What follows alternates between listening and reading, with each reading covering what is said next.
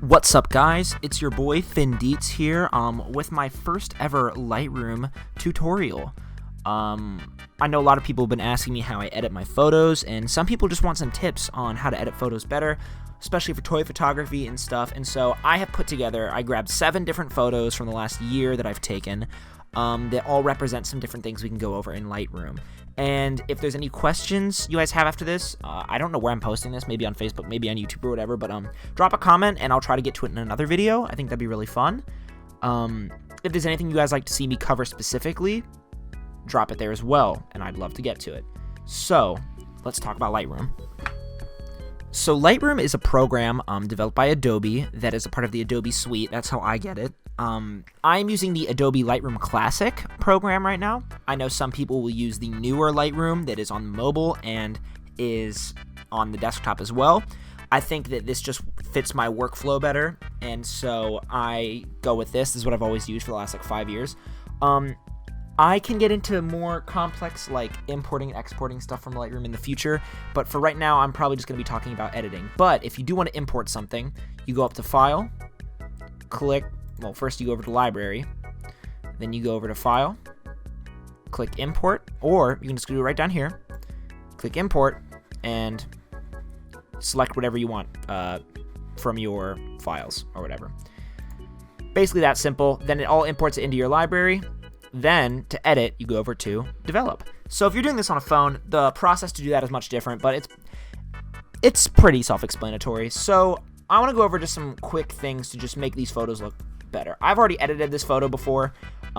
This is just me re-editing it, I guess, for you guys.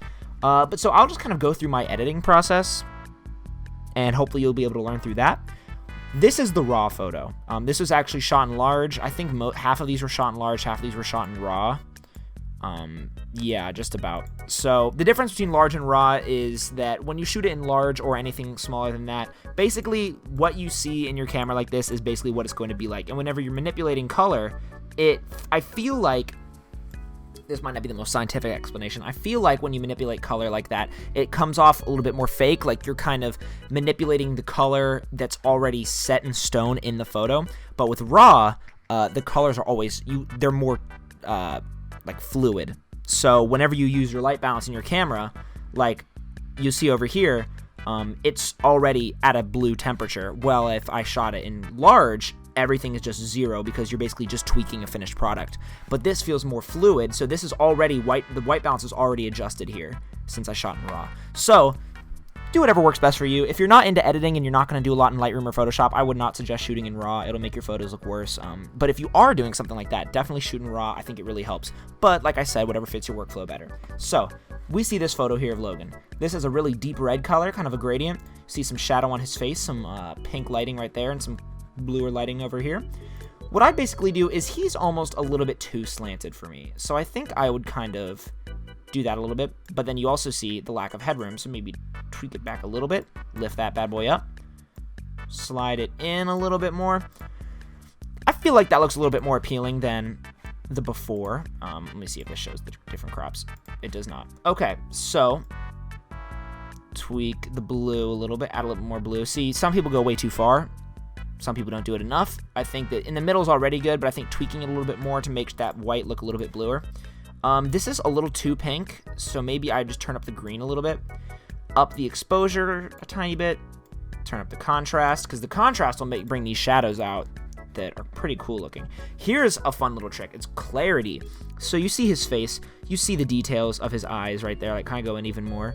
They're pretty good, but I also think that the detail in this figure lends to having a little bit more sharpness with the clarity. So if you up the clarity just a tiny bit, see how better that looks? Maybe not better, but it's definitely different. The before and after so far. Look at that, just the difference right there. I really think that looks a lot more interesting, like just how the eye is highlighted a little bit more. So already I'm enjoying this more. And you might say, wow, I kind of prefer the original. I like the softness of the white light. I don't like how blue this one is. And you know what? That's totally fine. Different strokes for different folks. I totally get it. I do want to turn the blue down a little bit. Whatever works best for you is what I would suggest. This is just me showing how my workflow is. Turn Turn on the blacks maybe a little bit. Turn up the texture. So the texture being turned up makes this stuff look a little bit sharper. So with zero texture, it looks normal. If you turn down the texture, it looks more blurred. If you turn it up, it looks way sharper. We don't want to do it that much. Just a tiny bit to get some of those details more ironed out. Turn up the vibrance a little bit. I always do this. It's like basically touching the saturation inside your camera. You can do whatever you want. And then here we get into really some fun stuff. So this stuff has to do with the color grading section of the editing software. And you want to use this sparingly.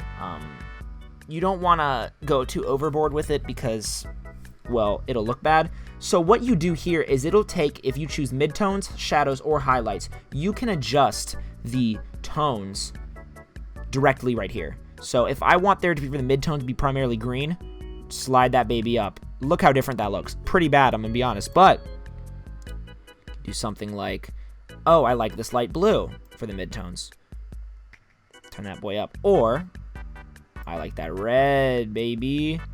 So if you want more red in your shot, you can totally do that. Shadows, I feel like a little bit of blue would look nice. Obviously not that much, but hear me out. Tweak it just a tiny bit. And then highlights, I don't think we have to mess with it. Turn up the blending a little bit to make it look more natural.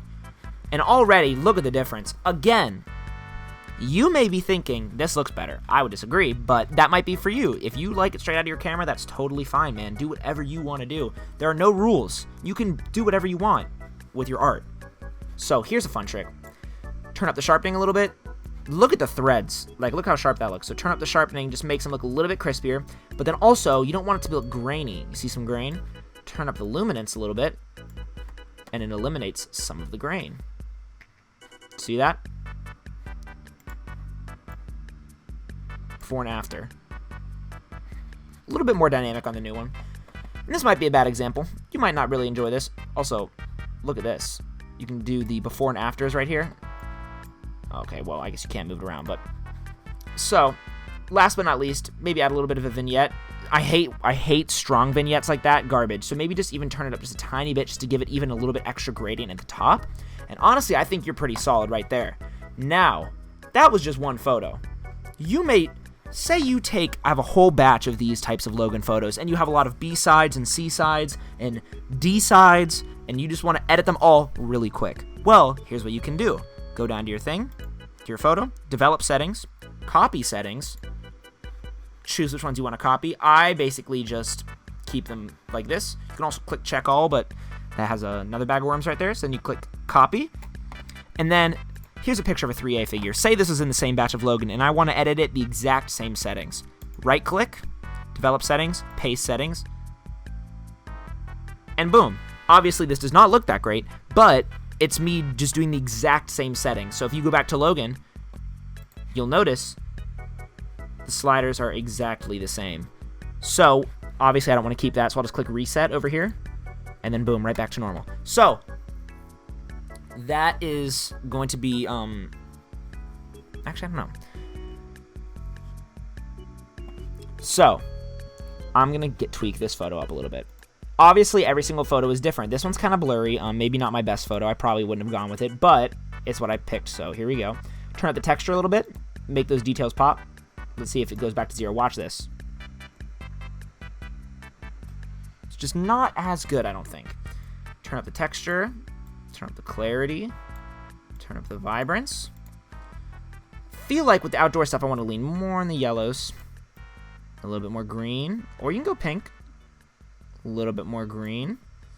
Turn up the dehaze a little bit, makes it look a little bit, have higher contrast and just darker a little bit. Turn down the highlights just a tad. You can also do hues for color. So say I don't like how this green looks. It's a little too yellowy for me. Change the hues just a tiny bit, and boom, it's a much darker saturated green. Or if I want to go the reverse way, I like it more yellow. Look at that, comparatively. That's crazy. So, say I want to keep it like that. Actually, I kind of do like that, so I'll turn it down just a little bit more. Keep that, and then I can look at the midtones. Where do I want the midtones to be?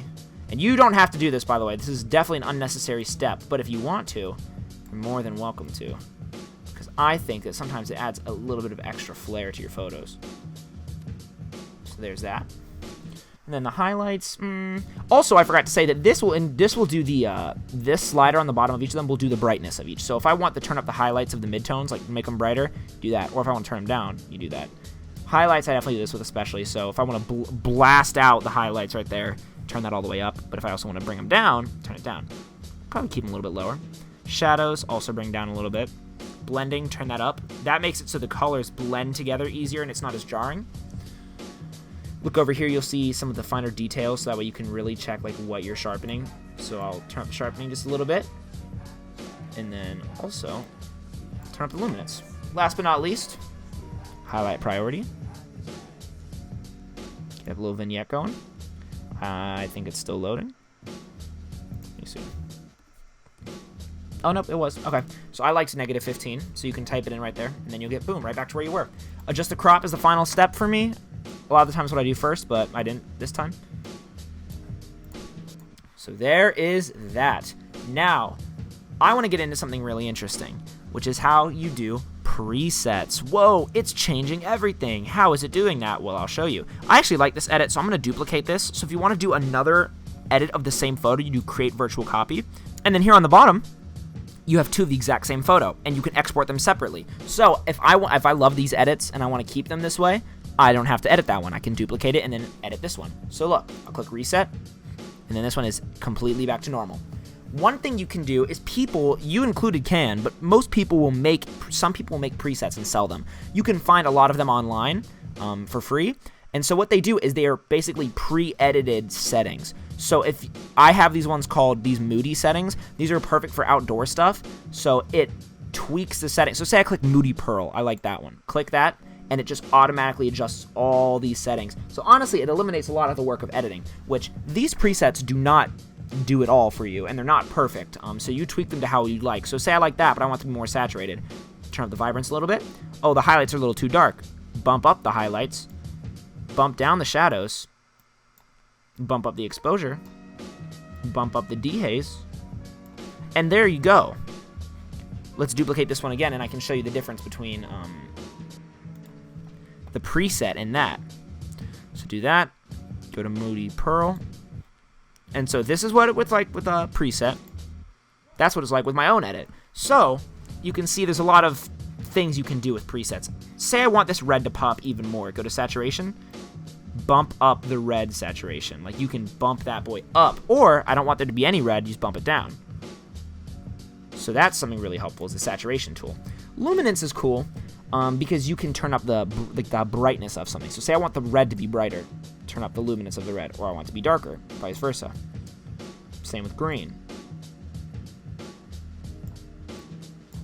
So you honestly can do whatever you want. There's a lot of options here. I'm not really liking any of these. So I'm going to leave the shadows alone. Tweak the highlights a little bit. Tweak the midtones a little bit.